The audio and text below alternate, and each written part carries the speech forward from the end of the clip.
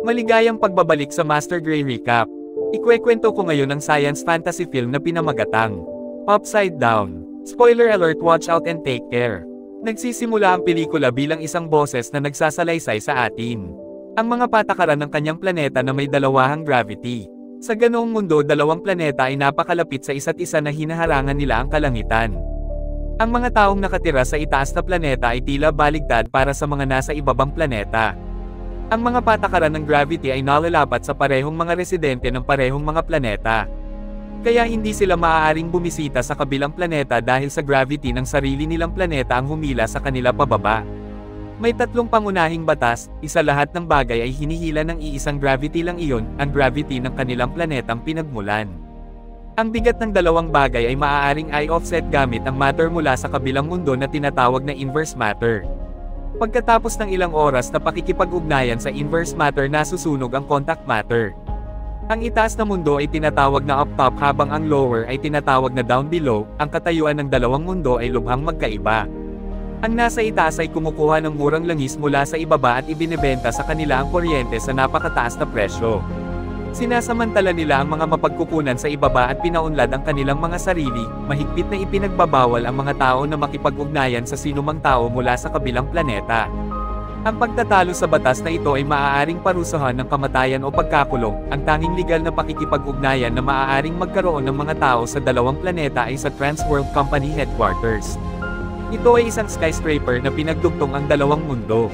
Ang mga tao galing sa itaas ay bumisita sa ibaba para mamasyal at para silang sumasayaw sa kisame.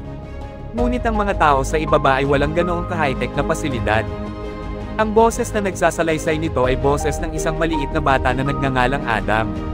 Si Adam ay residente sa ibaba, namatay ang kanyang mga magulang ilang taon na ang nakararaan, sa isang pagsabog ng pabrika sa Transworld na Samire sa kalahati ng lungsod. Kaya nakatira siya sa isang ampunan. Ang kanyang nag-iisang kamag-anak ay ang kanyang dakilang tiyahin na si Becky, na binibisita niya tuwing Sabado at Linggo. Ang tanging kagalakan ni Adam sa buhay ay ang mga eroplano at ang kanyang tiyahin na pinapalipad ang pancake. Isang araw nang siya ay nasa kanila Becky, sinabi niya sa kanya ang tungkol sa kanyang lihim na lumilipad na pancake na recipe. Ang kanyang lihim na lumilipad na pancake recipe ay gumagamit ng pollen mula sa mga pink na bubuyog. Ang pink kinokolekta ng mga bubuyog ang kanilang pollen mula sa magkabilang mundo na matatagpuan lamang sa Sage Mountain. Ipinakita rin niya sa kanya ang isang libro na nagsusulat ng mga sikreto ng mga pink na bubuyog at nangakong ibibigay ito kay Adam kapag siya ay lumaki. Isang araw ipinadala ni Becky si Adam upang kolektahin ang pollen mula sa bundok. Isinalaysay niya na ang araw na umakyat siya ay nagpabago sa kanyang buhay magpakailanman. Umakyat siya ng mas mataas kaysa sa naakyat niya at umabot sa tuktok. Mula doon ay malinaw niyang nakita ang itaas. Si Adam ay may hawak na eroplanong papel na itinatapon niya sa itaas. Lumilipad ito at lumapag sa lupa ay nakita ito ng isang magandang babae. Tumangala si Adam sa kanya, pareho silang nakangiti, at ang mga sumunod ay history. Makalipas ang ilang taon, si Adam ay lumaki na ngayon sa isang gwapong teenager. Siya at ang batang babae na si Eden ay magkaibigan mula pa noong sila ay nagkita sa parehong lugar, araw-araw. Mula noong huling pagkakataon, ang araw na iyon ay naghihintay din si Adam para kay Eden sa tuktok ng bundok. Nagkita sila at ginamit ni Adam ang second law of gravity upang dalhin si Eden sa kanya. Itinali niya ang isang lubad sa kanyang katawan at hinayla siya pababa. Tumakbo ang dalawa sa palibot ng kakahuyan na hawak ni Adam si Eden, ngunit bigla silang nakarinig ng mga putok ng baril. Nagmamadali silang bumalik sa tuktok ng burol. Habang pinabalik ni Adam si Eden sa itaas ay binaril siya ng mga gwardya. Natanggal ang lubid mula sa kanyang mga kamay at tumama ang ulo ni Eden sa lupa sa itaas.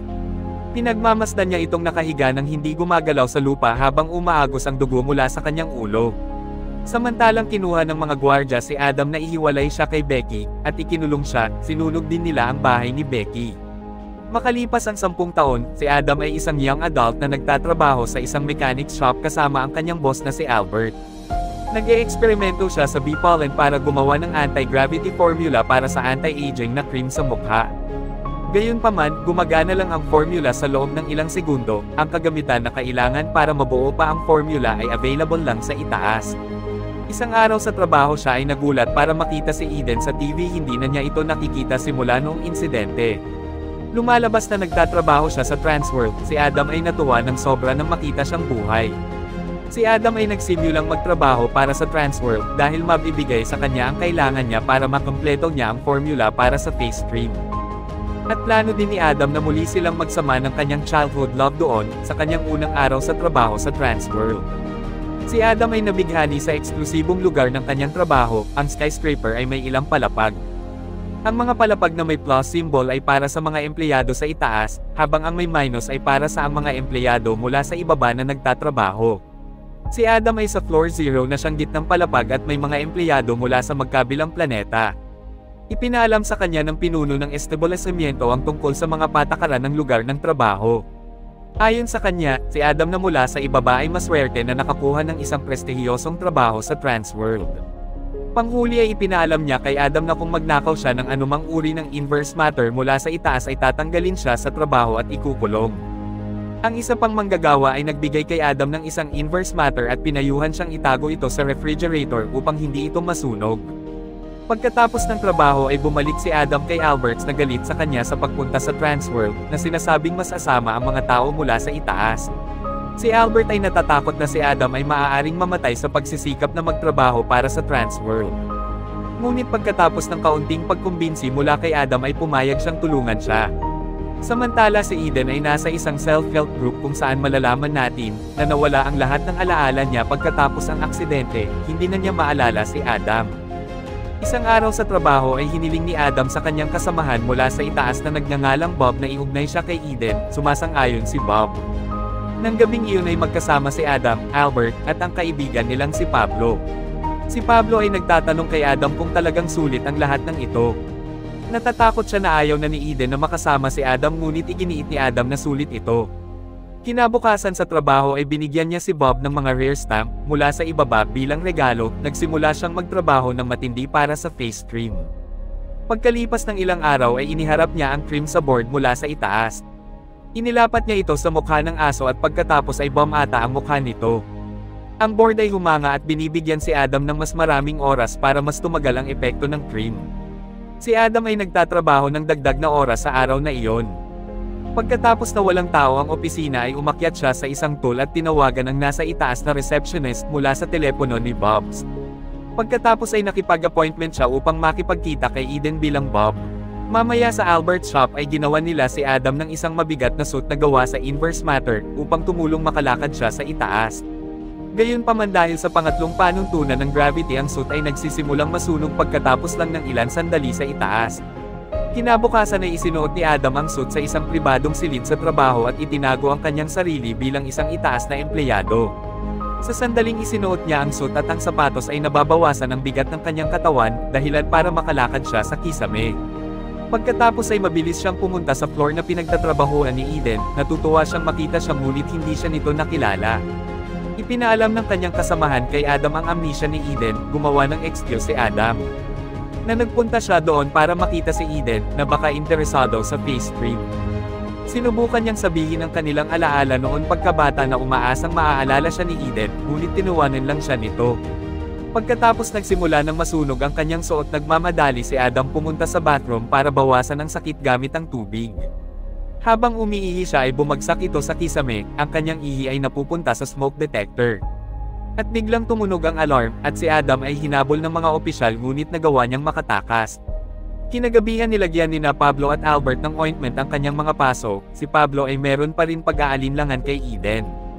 Kinabukasan sa trabaho ay tumunog ang alarma, pagkatapos ay inanunsyo ng board ang pangalan ng ilang empleyadong tatanggalin sa trabaho, nasa listahan din ang pangalan ni Bob. Pagkatapos umalis ang lahat, si Bob at Adam ay nag-usap, naaawa si Adam kay Bob. Bago umalis binigay ni Bob kay Adam ang isang kahon kasama ang kanyang keycard at ID. Para makalabas si Adam sa Transworld building para makapasok sa up-top area kung gusto niya. Mag-isa si Adam nang makatanggap siya ng tawag sa phone ni Bobs, si Eden pala iyon. Nagulat siya nang hindi na muling bumalik si Adam, nung umalis siya noong nakaraang araw at gustong makipagkita sa kanya. Si Adam ay natuwa at pumayag na makipagkita sa kanya sa isang restaurant. Pumunta siya sa isang pribadong silid at muling isinuot ang suit para maging isang up-top na empleyado. Pagkatapos gamit ang party Bobs ay lumabas siya ng Transworld building. At pumasok sa real up-top sa unang pagkakataon, habang lumilingon-lingon siya ay namangha siya. Pagkatapos ay pinuntahan niya si Eden sa restaurant, sinubukan ni Adam ipaalala sa kanya ang lahat ngunit hindi komportable si Eden. Aalis na siya ngunit kinumbinsi siya ni Adam na manatili, nag-usap sila sandali, pagkatapos ang sapatos ni Adam ay nagsimulang masunog. Kailangan niyang bumalik sa ibaba ng mas mabilis hanggat kaya niya, lumabas ang dalawa sa restaurant at nagpaplano ng isa pang date kinabukasan. Nag-apoy ang sapatos ni Adam kaya nagmadali siyang pumunta sa malapit na dagat at tumalon. Sa lalong madaling panahon habang nahuhulog ang kanyang sapatos, ay nahuhulog din siya sa ibaba at lumapag sa isa pang dagat at nakarating si Adam sa bahay ngunit nilalamig. Nang gabing iyon ay napanaginipan ni Eden si Adam at nagsisimulang bumalik ang kanyang alaala. Kinabukasan sa trabaho ang face creams formula ni Adams ay na. Kumpleto na, iniharap niya ito sa mga miyembro ng board sa isang auditorium. Isang matandang babae ang umupo sa tabi ni Adam, nilagyan niya ng cream ang mukha niya at agad itong bomb ata, pinalakpakan siya ng mga miyembro ng board. Pagkatapos ay pumasok si Eden sa auditorium, napansin niya si Adam at nagulat siya nang makita siya, na mula sa ibaba. Tinawag niya itong Bob sa harap ng lahat ngunit sinabi ni Adam sa kanya na baka nagkakamali siya at ang pangalan niya ay Adam. Nalilito, tumakas si Eden palayo doon. Nang matapos ang pulong si Adam ay nagmamadaling umakyat sa itaas na nakasuot ng kanyang suit, tumakbo siya at hinahanap si Eden. Gayunpaman, lumabas si Eden ng gusali bago siya mahabol ni Adam. Ginagamit ni Adam ang party bobs ngunit hindi ito gumana sa pagkakataong ito dahil natanggal na si Bob sa trabaho. Nang makitang huhuliin siya, tumakbo siya habang hinahabol siya ng gwardya, nagawa niyang makatakas ngunit wala siyang paraan para bumalik sa ibaba. Nang hindi niya mahanap si Eden, pumunta siya sa bahay ni Bobs para humingi ng tulong, nagulat si Bob ngunit buong puso siyang tinanggap. Nakaupo si Adam sa kanyang kisame nang iabot sa kanya ni Bob ang isang suit na idinisenyo niya para ibaba si Adam. Ang suit na ito ay dinisenyo sa paraang na hindi ito masusunog kahit na pagkatapos ng mahabang pakikipag-ugnay sa mga inverse matters. Pagkatapos ay ipinakita sa kanya ni Adam ang magic ng pink na pollen. Naghalo siya ng likido mula sa parehong mga planeta at lumikha ng isang lumulutang na substansya na lumalaban sa gravity ng parehong mga planeta. Natakot si Bob na ang Transworld ay mayroong formula nito at gagamitin ito para kumita ng pera. Ngunit ibinunyag ni Adam na hindi niya kailanman sinabi sa mga tao mula sa Transworld ang tungkol sa lihim na sangkap na ang pink na pollen. Hindi maaaring gumawa ng facelifting cream ang kumpanya nang wala siya, nakasuot siya ng binigay ni Bobs na suit. At bumalik si Adam sa restaurant kung saan sila noon nagkita ni Eden, pinuntahan siya upang kausapin at nakakagulat na natutuwa siyang makita siya. Sinabi niya sa kanya na nagsisimula na niyang maalala ang mga piraso ng kanilang pagkabata na magkasama. Sa wakas ay naghalikan ang dalawa, gayunpaman, dumating ang mga border police at kailangang maghiwalay ang dalawa. Tumakas si Adam at kahit papaano ay nakabalik siya pababa sa ibaba, hinahanap pa rin siya ng mga pulis, ang kanyang pagtakas ay naging mga headline. Bumaba siya para umakyat sa Sage Mountain at hintayin na dumating si Eden, sa wakas ay dumating siya. Hinahanap sila ng grupo ng mga sundalo, sinubukan ng dalawa na tumakas, ngunit sa huli ay nahulog si Adam sa ibaba, habang si Eden ay inaresto ng mga gwardya. Si Adam ay dumapo sa isang puno at nakaligtas mula sa itaas dahil sa epekto ng inverse matter na suit, habang si Adam ay naglalakad sa mga kalye sa ibaba, siya ay kinidnap ng dalawang lalaki. Sinabi nila sa kanya na handa silang ihinto ang mga kaso laban kay Eden kung bibigyan sila ni Adam ng formula ng cream sa mukha. Pagkatapos ay itinapon siya sa labas ng kotse, naniniwala si Adam na hindi na niya makikita si Eden muli, at bumalik sa kanyang normal na buhay. Samantala sa itaas ay nag-eksperimento si Bob sa formula na ipinakita sa kanya ni Adam. At nalaman na maaari nilang salungatin ang epekto ng gravity gamit nito, upang ang mga tao mula sa itaas ay makalakad pababa sa ibaba. Nang sumunod na araw ay binisita ni Eden si Bob at tinanong siya, para sa tulong, maya-maya si Adam ay nasa shop ni Albert nang biglang dumating si Bob doon. Nagulat si Adam at tinanong siya kung paano posible na lumutang si Bob sa hangin, ginamit niya ang formula ni Adam para magawa iyon. Pinakita niya sa kanya, na maaari siyang manatili ng walang tulong ng mga opposites matters na kanyang naperpekto ang formula ni Adams. Upang ang anumang bagay ay ma-counter-effect ng gravity ng alinmang mundo, sinabi rin ni Bob sa kanya na binili niya ang patent ng beauty cream, bago pa mabili ng Transworld kay Adam. At sinabi ni Bobs kay Adam na merong siya kadate, lumipas ang ilan sandali, nakita siya ni Eden sa Downworld, at sinabi sa kanya na buntis siya at anak nilang daw ala ito. Nagre-resulte na may kakayahan ang anak nilang magstay sa magkabilang mundo. Makalipas ang maraming taon ay makikita ang matatayog na skyscraper sa magkabilang mundo. na nagpapakita na ang magkaibang mundo ay naging maunlad pati na rin ang mga bata.